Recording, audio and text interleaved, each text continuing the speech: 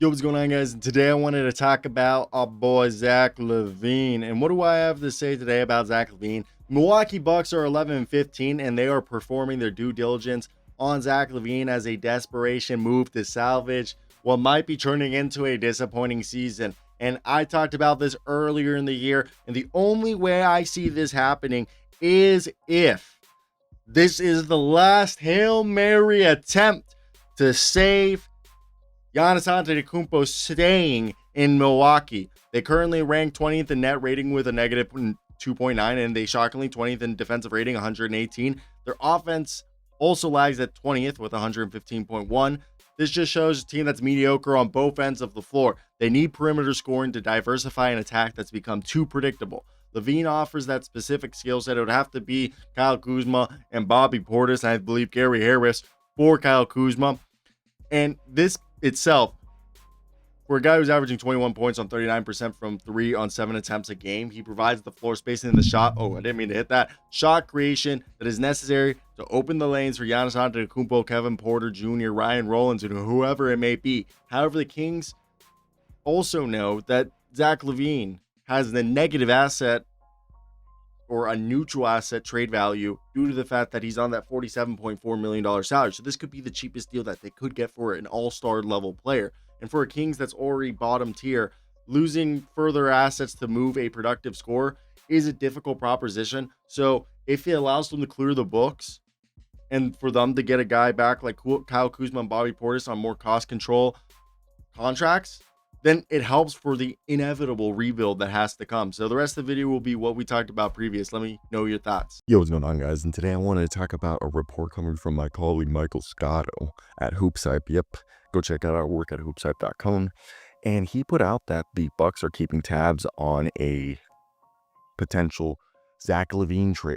And you're thinking, why would that? First off, the Kings have been connected to Kyle Kuzma for years, and Vivek Ranadivev and Kyle Kuzma just went in together on a volleyball league. And if you're wondering how the team or what would the trade be, basically the trade would have to be Kyle Kuzma, Bobby Portis, and Gary Harris for Zach LaVine. This is not even getting into the draft picks, which you can tell me, what would you think the draft picks would be? Now, let me tell you what Michael Scotto wrote. So this is what Scotto put out on hoopshype.com. Basically, the Milwaukee Bucks have conducted background due diligence on Zach LaVine and others around the league as usual. However, nothing is imminent as Bucks superstar Giannis Antetokounmpo nears a return from a low-grade abductor strain. But obviously, we all knew this part. Now, moving forward, what we know about the Bucks situation is if Milwaukee should become interested in LaVine, that Kyle Kuzma, Vivek Ranadivev news and link is something that we've all been aware of for the last few years, as I had just aforementioned.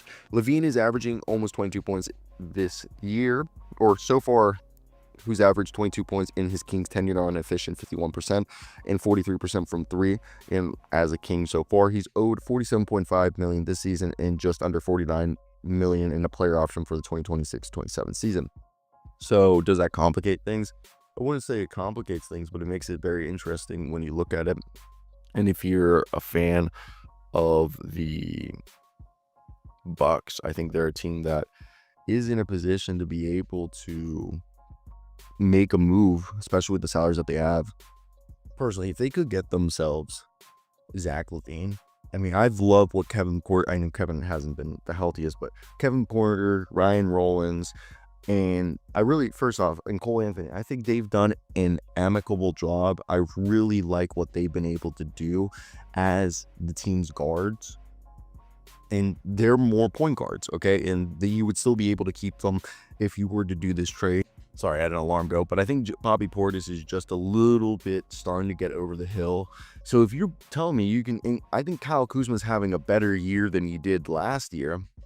So with all of that being said, this would be, I think, an upgrade move. Like, if you're telling me you were able to turn Damian Lillard and Chris Middleton into Miles Turner, or yes, Damian Lillard and Kyle Kuzma at this point it would be, but You get what I'm saying? If you're telling me you were able to turn those two into Miles Turner and Zach LaVine, I think a lot of us would agree that that's a good deal. That's a deal that, especially with the draft pick situation, given now that you add that core to what I mentioned earlier, the Bucks team that is playing a lot better than what people would give you credit. And if I pulled up the Bucks stats right here, the Bucks this season are a team that, outside of Giannis, look, we've talked a bunch at Ryan Rollins. If you guys have been following this channel, you know the videos we made discussing how amazing Ryan has been this season and how enjoyable it's been for me, just as a defender, as a scorer, as a creator. He's really been a part of this team in a way that I'm unhappy, and I think anyone who's a fan of the squad is impressed by how consistent. And shout out Rajon Rondo and the training staff for that. Even Kuzma's had some moments with Miles Turner. He's been the 3-and-D guy that they've needed, while also you have Gary Trent, Derry Bird, AJ Green. I know Kevin Porter's played one game, but he was good last year. Cole Anthony's been solid. So then I think once you start getting down the bench, that's where, like, after that, like Taurean Prince, like he's still, like, he's had his moments, but it's not like what he's been prior. So I sit here and I wonder, okay, if this deal were to be available and you're the Bucks, why wouldn't you do it? I think this is one of those times where it makes sense. Now, if you're the Kings, let's shift this conversation over to the Kings. I mean, Kyle Kuzma's contract's very affordable. He actually, in theory, would help solve some of the issues that you guys have, which defensively, and in theory, I mean, but at the same time, I just want to be clear that I don't think he would be this perfect solution, because I think the team is just kind of flawed.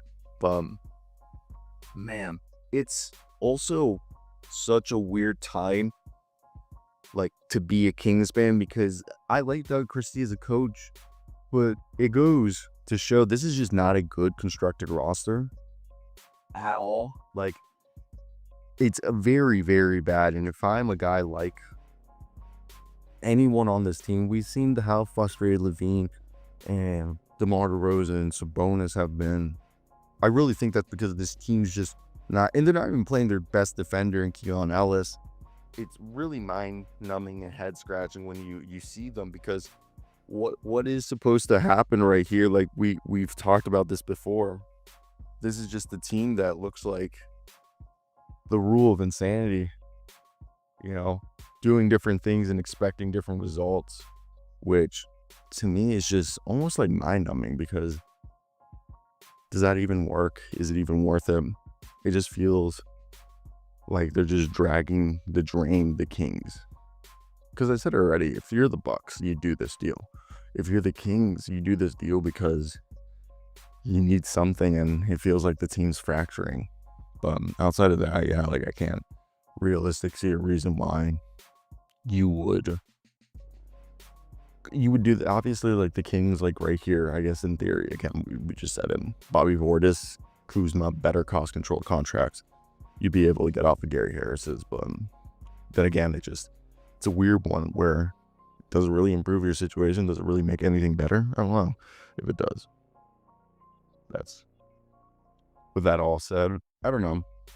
I just think it's one of those situations that we won't know what happens till maybe post December 15th, probably January. I know the restriction for recently signed players is lifted on the 15th of December, but that's still too early for most teams to do a trade. And if things were really to start to happen, I would think it'd be closer to January or post New Year's, just because that's how the way the NBA operates. But I think it is something to monitor, especially if you're a fan of either team, if you want to see the reset, or if you want to see the Bucks continue to get, like, this is a really good Bucks team. Giannis Antetokounmpo looks insane. I think they did a good job of retooling the roster the best that they could, and finding moves like this, if they are able, because a player of LaVine's caliber, won't be this cheap typically. And given the circumstances, I would say this makes sense if you were to jump on it. Let me know your thoughts.